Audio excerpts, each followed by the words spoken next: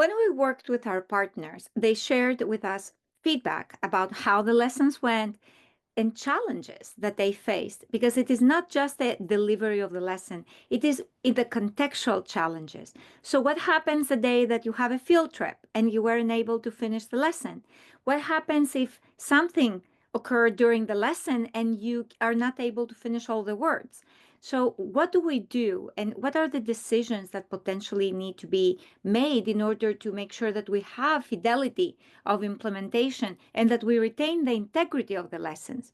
So we have provided a frequently asked questions document for you where you will be able to access it and you can see what are some choices I have if something like this occurs into my in my day, in my instructional day. For example, one of the questions we had, if I have limited time because I have a field trip or I have a shortened day because of a school event, what do I do? And we provide you a recommendation. If you cannot teach at all, continue with your instruction the next day. If you have limited time, complete all sections without skipping any lesson component.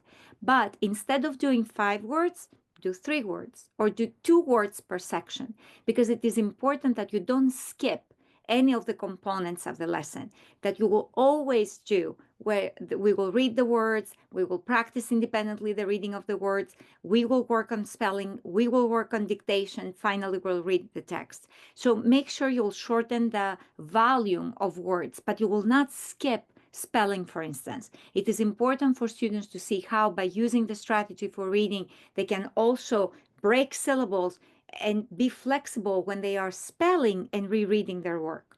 So that is a guidance that we provide you for that part of that lesson. Now, if I don't finish the lesson, shall I finish the next day or shall I move on?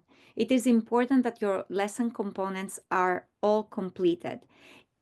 Sincerely, we encourage you that you finish each one of the lessons that we have set for the day. You don't break pieces across the day. We need to have urgency in instruction.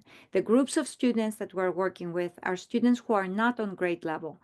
They are not benefiting by breaking tasks across the day. By having one lesson broken across the week, where you are doing one day the reading and the next day the students practice, and the following day the spelling, and the following day the dictation. This is not serving students.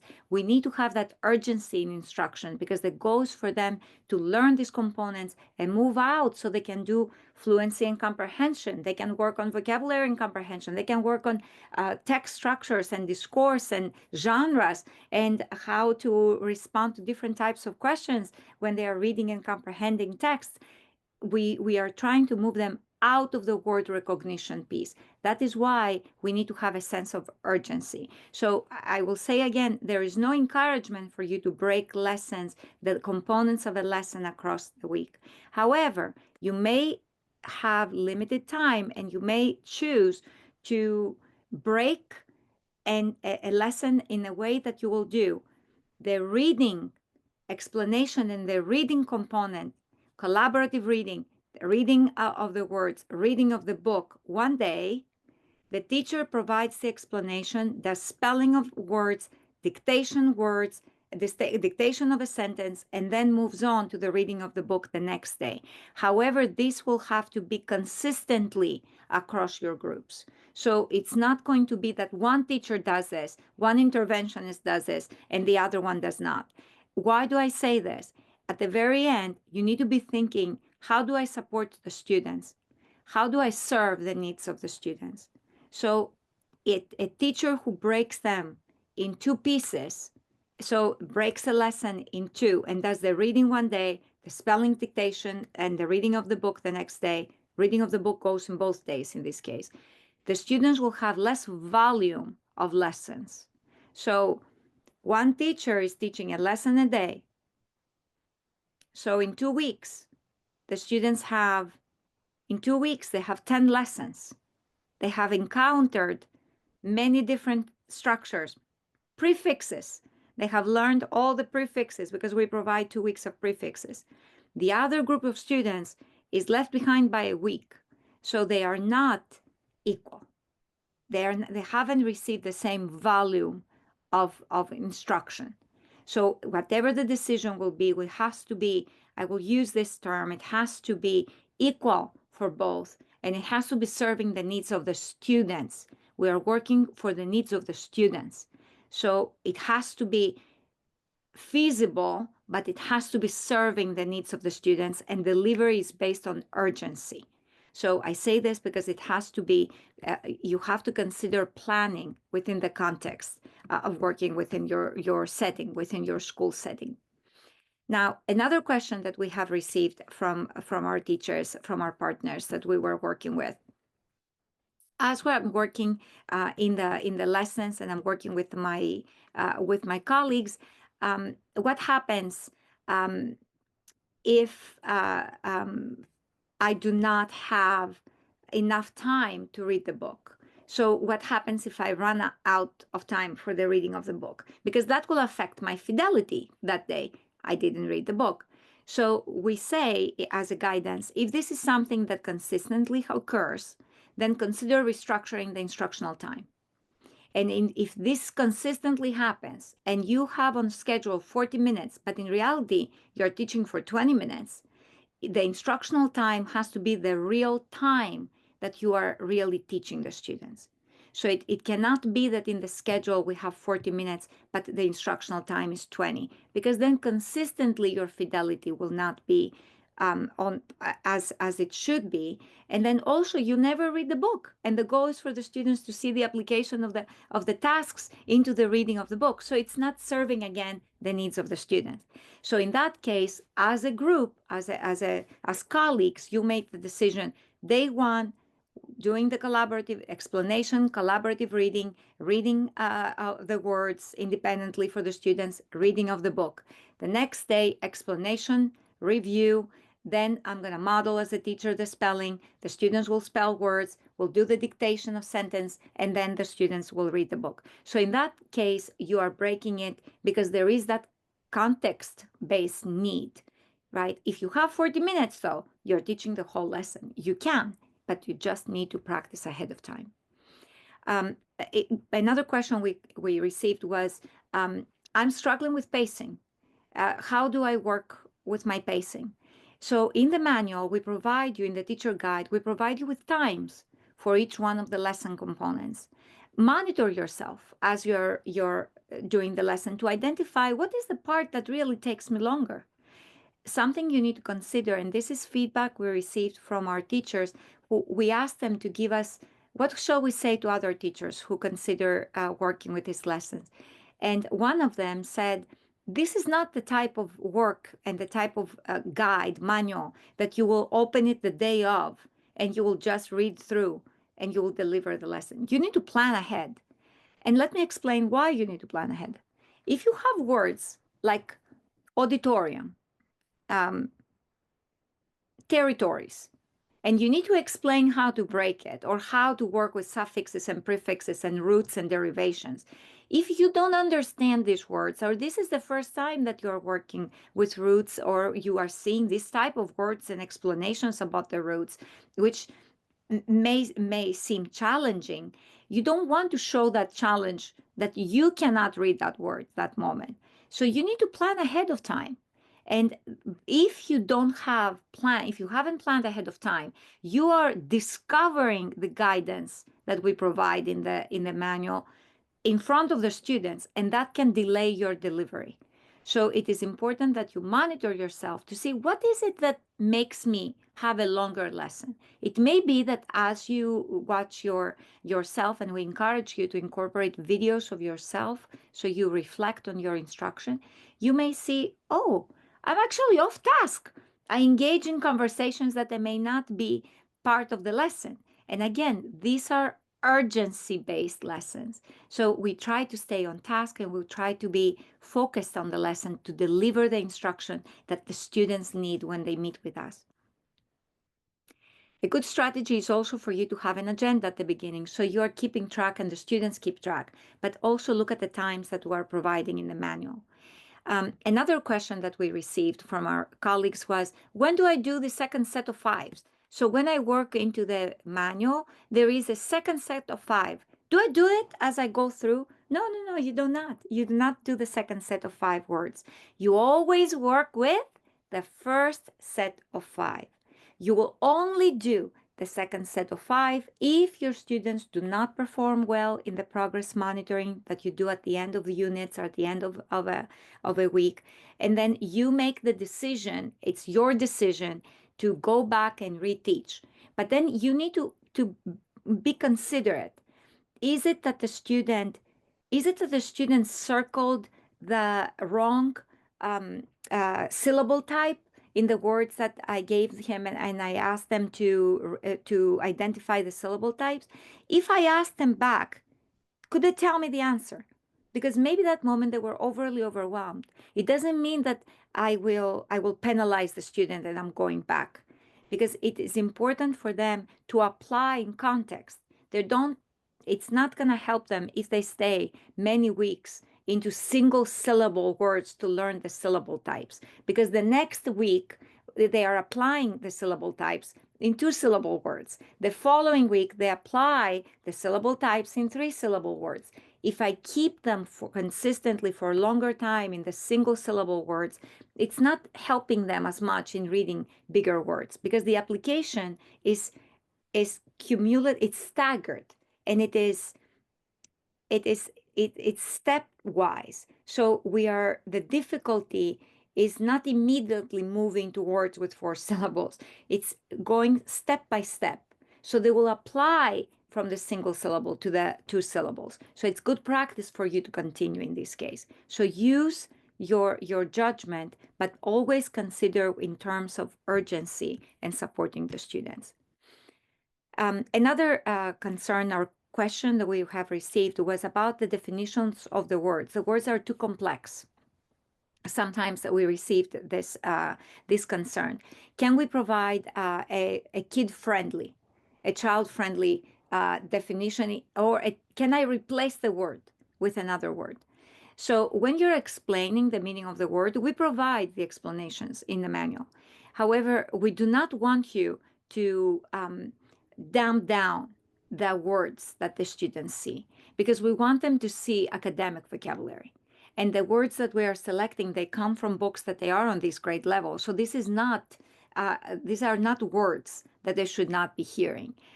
These are not words that we will say, oh, this is an inappropriate word for their group. We had at some point someone shared with us that the word ecology is too difficult to explain to 3rd grade. However, the 3rd grade book Ecology is a 3rd-grade text, and it is in science. So it is important that you do not dumb down the words for the students. You can definitely explain the meaning of the words, and we provide explanations and the use of them always in a sentence. So utilize this guidance when you're working in the lessons. Another something we also noticed was changing the sentences, because again, it was, I want to make the sentences friendlier for the students. So we encourage you not to change the sentences. Again, it's important for the students to listen to academic vocabulary and to phrases that they will be reading when they will be working in academic settings in school, and they will be reading books in the wild, right? They will be reading books in real life, in real context. The sentences that we have provided, they are sentences that they are matching the type of skill that we are teaching for that word. They are matching, they're explaining the words that we have provided. We have tested these sentences, so we know that they work because we have used them in context of schools, in working with different groups.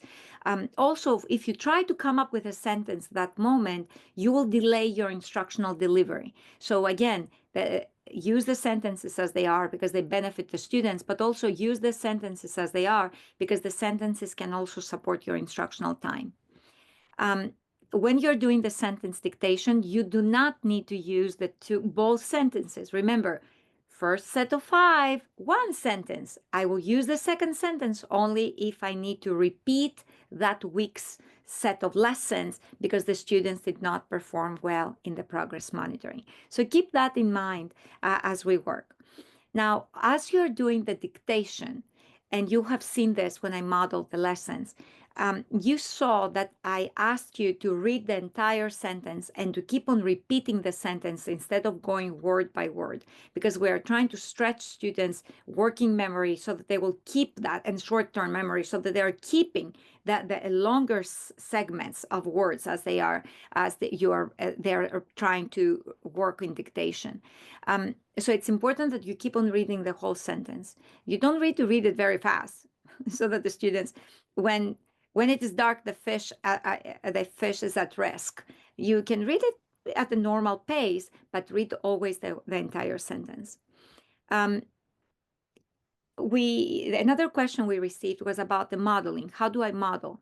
So we want you to consider your time as you are modeling. So you can use a little board and little marker and with a sponge for you to model very quickly for the students the tasks. You do not need to create different cards. You do not need to spend time to create laminated cards. The goal is for you to model live, for the students to see through your think aloud process how to problem solve. So if you have a little board and a sponge and a marker, you can model for the students the reading, the spelling tasks. Now, another question we have received was, what do I do if I have absent students? So if I have students who miss, and we did have students who missed lots of days too.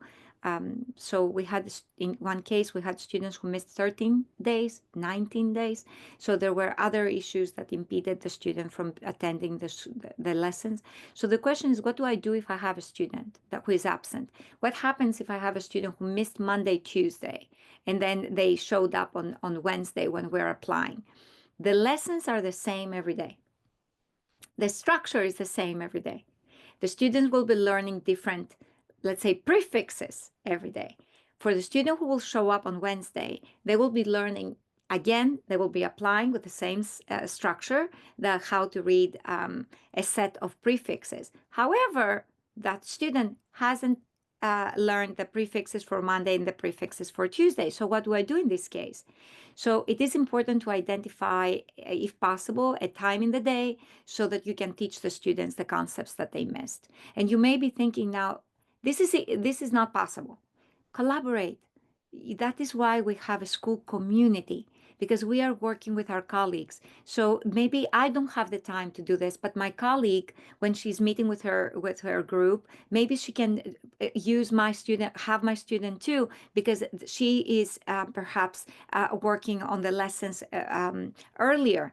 Or maybe I can have a colleague who is using the same lessons, and they can pull the student to do this so the student can catch up.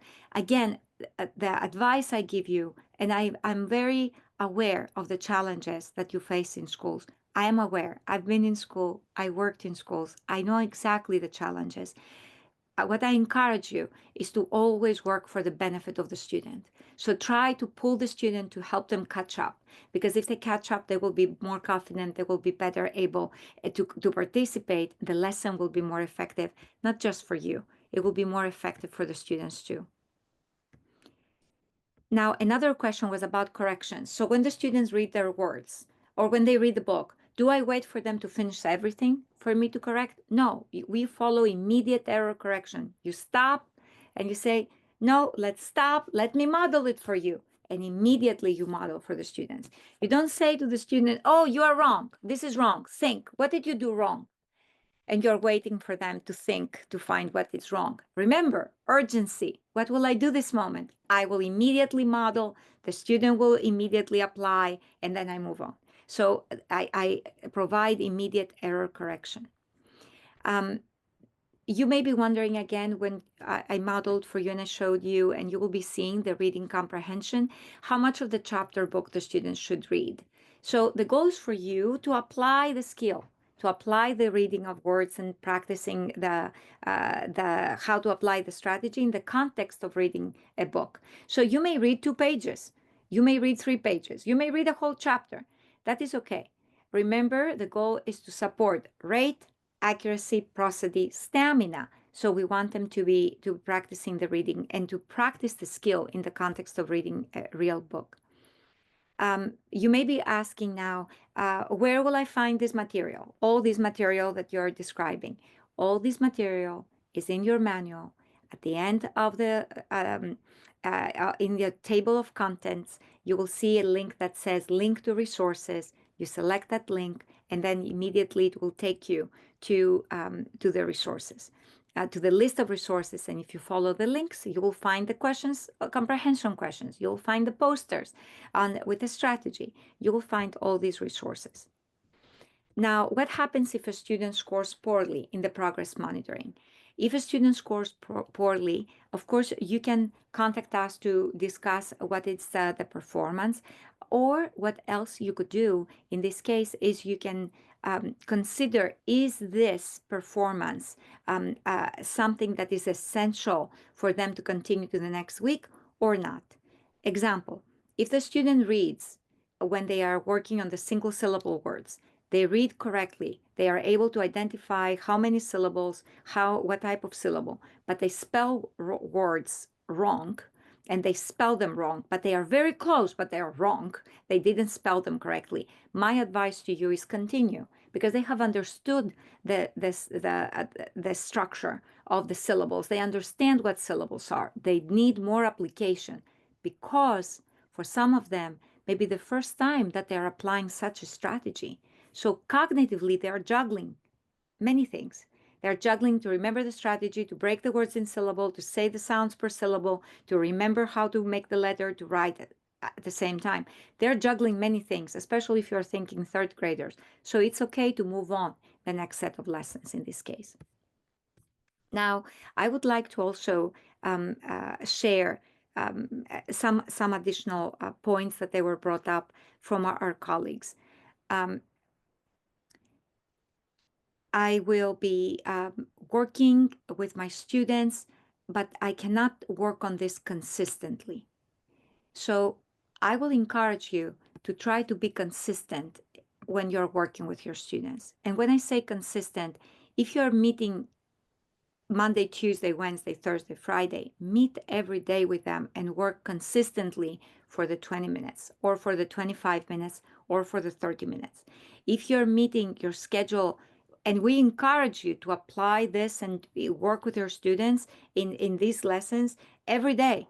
This is differentiation every day that you will be providing. However, if you, for whatever reason, you cannot and you need to work only Monday, Wednesday, Thursday, Friday, consistently meet Monday, Wednesday, Thursday, Friday. Make sure that you meet so the students have the expectation of rotations, that this is the time that I'm rotating. I'm going to this group, I'm doing this work. Also say to the students when you will meet with them, we are in this group to better support you in the use of strategies. So you will be very strategic in the way that you are reading words, because we want you not to read the words. We want you to read the words in books, to better understand books, to better understand the ideas that the authors put in text. So this is why we're doing this work. And it may seem challenging, and sometimes it may be challenging for us. However, we can do this because we will be using a strategy, and I will be showing you exactly how to be strategic and how to be effective in the use of the strategy. So motivate the students to participate, excite the students in the use of the words, in the reading of the words, and in the use of the strategies. So when they will be encountering words, they will be really excited, but also they will not be in any way intimidated, or they will not be stressing that they cannot read the word. They can read the words as long as they apply the strategy. And then if there is a tricky word, you will say, that's a tricky word. That's an interesting word. Actually, I don't know the etymology of that word. I will look it up, and I will come back to you tomorrow, and I will show you, because that is a tricky word that I've never heard of that word. You can also show them that it is exciting to look for these words, and it is exciting to find out their meaning. Yes, dermatology. I never knew that derma means skin, and dermatology is the study of this. Yes, that's an interesting word. Derma, skin, right? That is interesting.